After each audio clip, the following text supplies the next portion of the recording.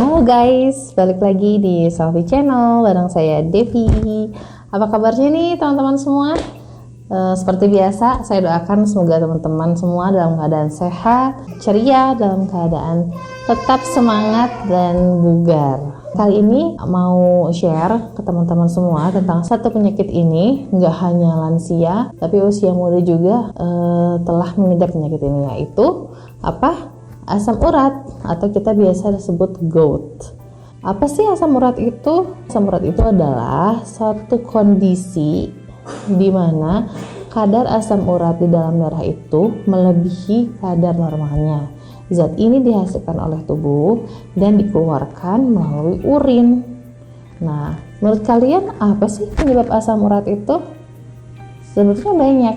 Ada beberapa faktor yang menyebabkan kenapa seseorang terkena asam urat. Yang pertama, ada faktor genetik. Jadi ada ketidakmampuan tubuh untuk mengeluarkan asam urat.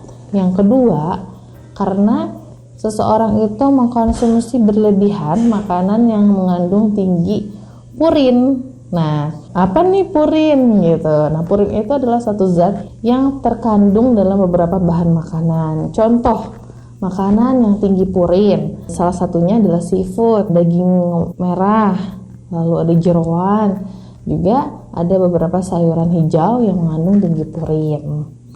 Oke, yang ketiga adalah obesitas. Obesitas menjadi salah satu faktor resiko terjadinya asam urat. Yang terakhir adalah penyakit ginjal, artinya ketidakmampuan ginjal atau karena fungsi ginjalnya terganggu sehingga sulit untuk mengeluarkan asam urat itu.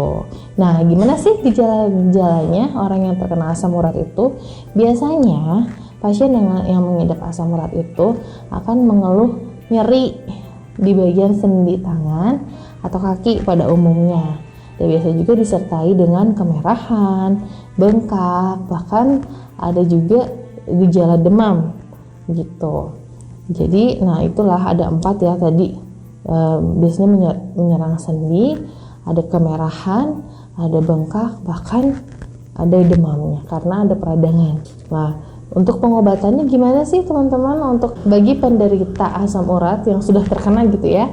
Nah, mengobatinya gimana sih gitu? Nah, yang pertama adalah kurangi konsumsi makanan yang mengandung tinggi purin.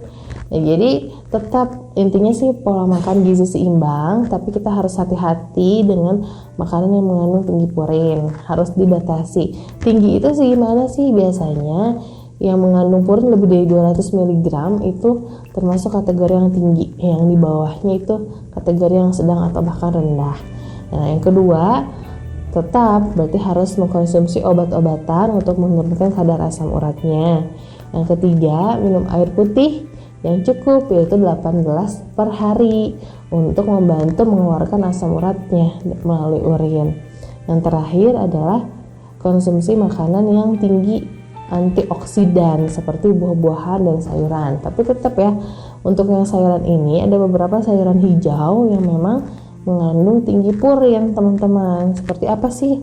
Seperti bayam, kangkung, itu cukup tinggi purinnya, jadi harus berhati-hati. Yang penting kita tidak berlebihan dalam mengkonsumsinya, itu batas yang aman ya.